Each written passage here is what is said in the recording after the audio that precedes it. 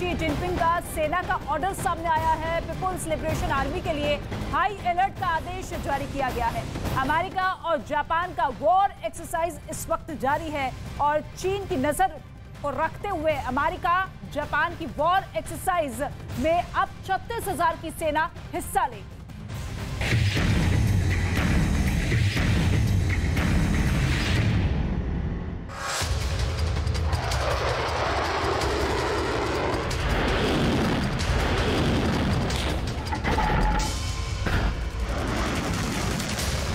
Taiwan वाली आग फिर सुलगने लगी है।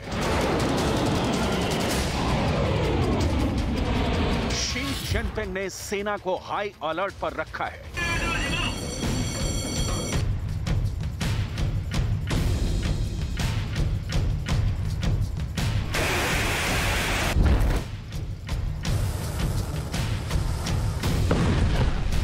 अमेरिका और जापान ने वॉर एक्सरसाइज की है।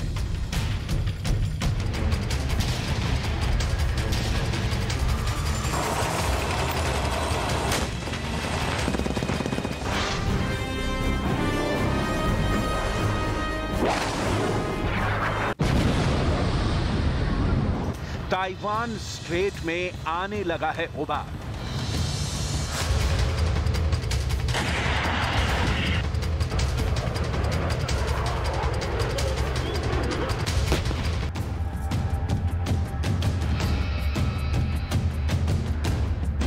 चीन और ताइवान ने जंग की तैयारी शुरू कर दी है। चीन के राष्ट्रपति शी जिनपिंग ने अपनी सेना को युद्ध के लिए रेडी रहने को कह दिया है। खबर है कि शी जिनपिंग ने बयान दिया कि चीन को अस्थिर करने की कोशिश हो रही है, इसलिए चीन की सेना को हाई अलर्ट रहना होगा और अपना पूरा फोकस जंग पर करना होगा।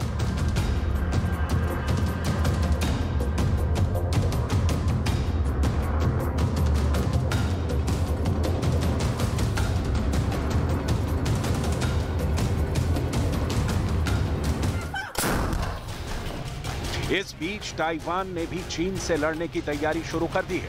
ताइवान को पता चला है कि चीन कभी भी उस पर वैसा हमला करने वाला है जैसा रूस ने यूक्रेन पर किया था, जिसके बाद उसने सिविल डिफेंस ग्रुप में भर्ती तेज कर दी है। मतलब युद्ध के मुहाने पर है। बीजिंग का ऑर्डर आया और इधर दुनिया में यूक्रेन के बाद ताइवान भी लहूलुहान होता दिखेगा। ताइवान कब्जाने के शी जिनपिंग की कोशिशों का नतीजा कितना घातक होगा, इसकी डिटेल आपको दिखाई। उसके पहले देख लीजिए कि ताइवान और चीन ने पिछले 2 महीनों में युद्ध के लिए खुद को रेडी करने के लिए क्या क्या किया है।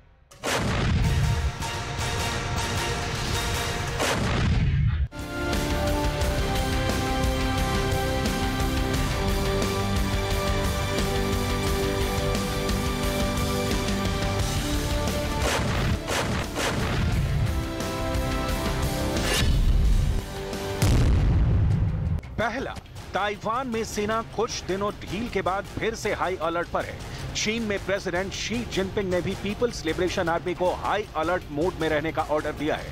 दूसरा, ताइवान नई आर्मी ड्रिल की तैयारी कर रहा है, जबकि चीन की पीपल्स लिबरेशन आर्मी भी नई वॉर एक्सरसाइज में जाने के लिए तैयार है।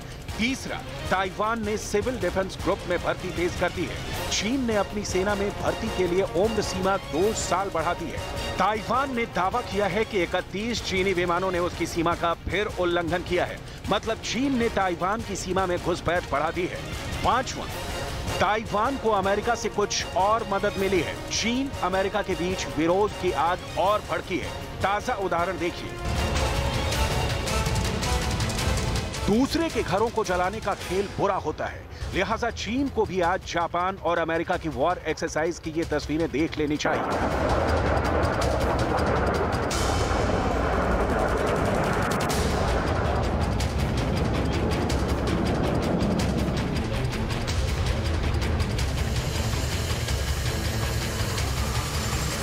अमेरिका की मिलिट्री और जापान का self defence force war exercise कर रहे हैं।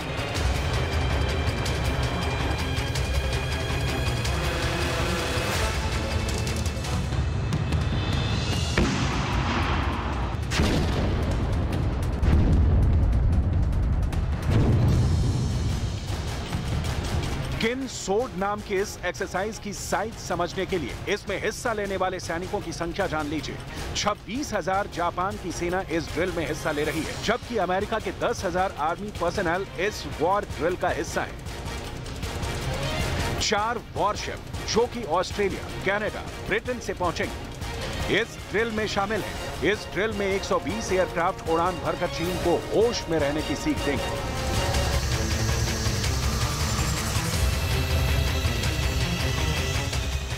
वैसे तो ये ड्रिल हर 2 साल में एक बार होती है। जापान के दक्षिणी हिस्से में हो रही इस ड्रिल को चीन की चाल की नई काट कहा जा रहा है, क्योंकि अमेरिका जापान ने शी जिनपिंग को रोकने के लिए ही ये ड्रिल भी की है।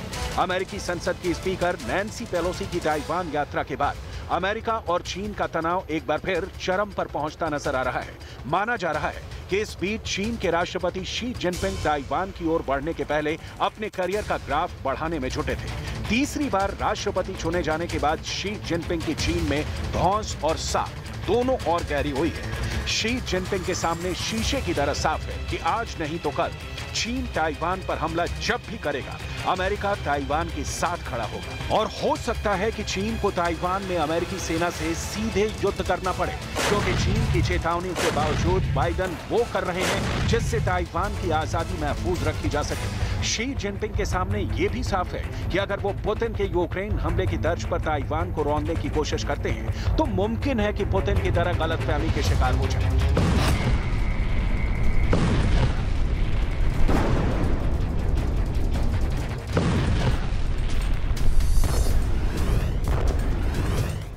क्योंकि यूक्रेन छोटा सही, उसका जज्बा पुतिन पर भारी पड़ रहा है। और सबसे बड़ी बात यह कि रूस यूक्रेन में अमेरिका के खिलाफ भी लड़ रहा है।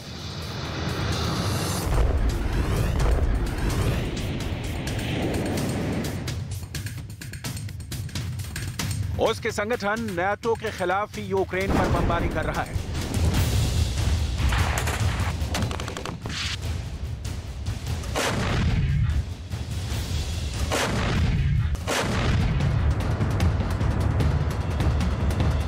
ताइवान के लिए भी बाइडेन ठीक यही बात कह चुके हैं कि जब चीन सताए तो बाइडेन क्यों न ताइवान आए।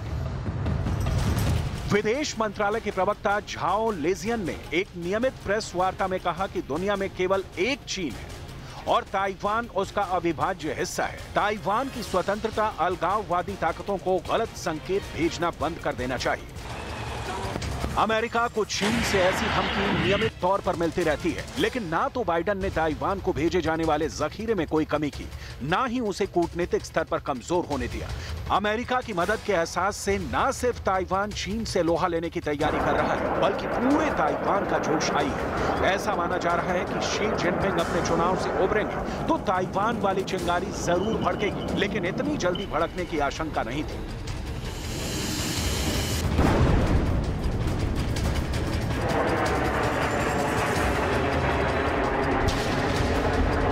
कहा जा रहा था कि शी जिनपिंग ताइवान को लेकर 5 साल यानी 2027 तक की प्लानिंग पर काम कर रहे हैं, लेकिन शी जिनपिंग अब ताइवान हड़पने की जल्दी में दिख रहे हैं। इसके कारणों की तलाश करें, उससे पहले चीन के युद्ध की तैयारी कैसी है देख लीजिए। दुनिया के सामने चीन ने अपनी नई एंटीशिप हाइपरसोनिक मिसाइल को पेश किया है। ऐसा मानना है कि चीन की मिसाइल YJ-21 नया एडिशन है। इसे रूसी हाइपरसोनिक मिसाइल किंझल की नकल बताया जा रहा है। चीन की तैयारी जितनी लास्ट आवर में दिख रही है, अमेरिका भी पीछे नहीं है। अमेरिका की ओर से ताइवान की खाड़ी में एयरक्राफ्ट कैरियर की तैनाती है। ताइवान स्ट्रेट में जीत के बिना ताइवान पर शी जिनपिंग के कब्जे का ख्वाब पूरा नहीं हो सकता, लिहाजा अमेरिका ताइवान स्ट्रेट में चीन को सबक सिखाने के लिए तैयार खड़ा है। इस बीच G20 समिट शुरू हो रहा है। इंडोनेशिया के बाली में G20 समिट शुरू होने जा रहा है। दुनिया के किसी मंच पर शी जिनपिंग तीसरी बार राष्ट्रपति बनने के बाद पहली बार नजर आएंगे। हालांकि रूस के प्रेसिडेंट पुतिन बाली में शिरकत नहीं करेंगे, लेकिन शी जिनपिंग और जो बाइडेन की मुलाकात संभव है। हालांकि शी जिनपिंग और जो बाइडेन के नियमित वार्ता के बावजूद दोनों के बीच आग बहकती रहती है, लेकिन सच ये भी है कि बिना वार्ता किसी मुद्दे का हल भला क्या निकलेगा।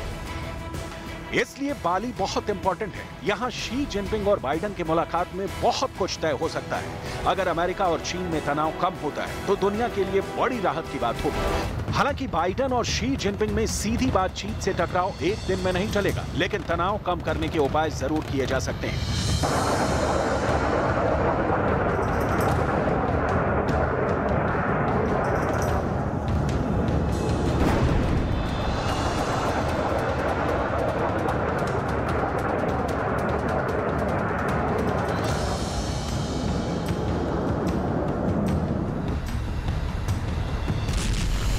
रूस यूक्रेन युद्ध से न सिर्फ दोनों देशों का बल्कि पूरी दुनिया का बहुत नुकसान हो चुका है। युद्ध के बोझ को सहना आसान नहीं है। दुनिया की शक्तियों को अपना अहम छोड़ युद्ध रुकवाने के प्रयास करने होंगे।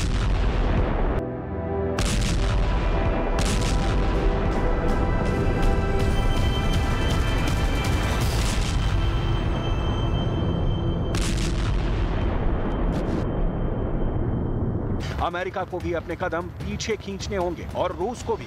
इससे ही दुनिया की भलाई हो सकती है। और इन बातों को शी जिनपिंग को भी समझना होगा कि ताइवान की आजादी में ही चीन की भलाई है। परमाणु वार से हासिल कुछ नहीं होगा। यूक्रेन की तरह नए कब्रिस्तान बनेंगे, जले हुए घर होंगे, लाशें होंगी और इंसानियत चीख रही होगी।